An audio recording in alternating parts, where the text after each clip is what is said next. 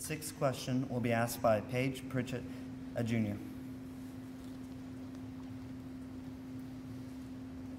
The peer pressure on teens to be involved with alcohol and drugs is sometimes greater than many adults realize.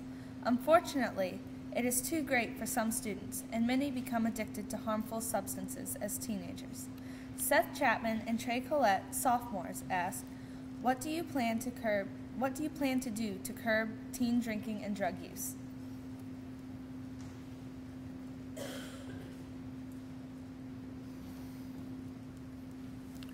Like she stated, there's a lot of peer pressure out there today. As adults, we need to teach our children about drugs and alcohol. It needs to start at home by teaching them the good, the bad, and the ugly about it. It's good.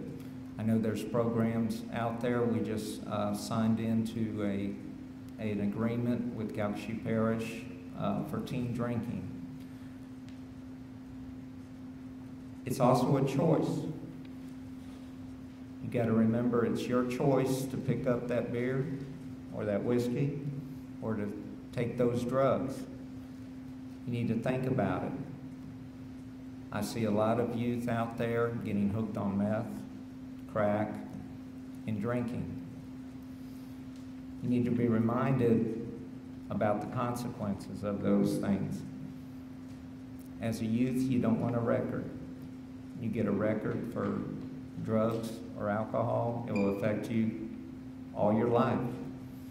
Yes, you could possibly get it expunged. And so there's programs out there to help you. Counselors at the school can help you. But just remember, it's your choice. So make the wise choice.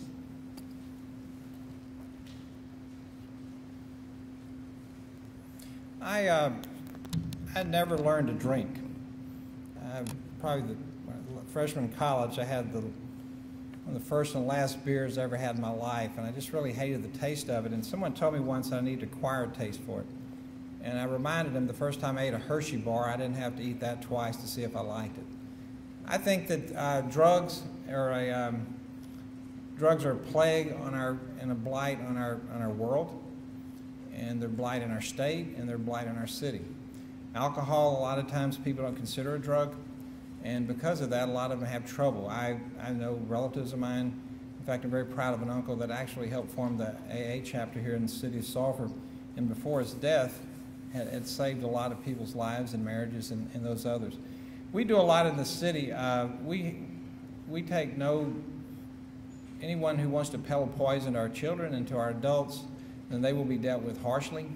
We have an excellent police department who go out and find this with the drug department and also work with the other agencies around to stop, obviously, these things coming in.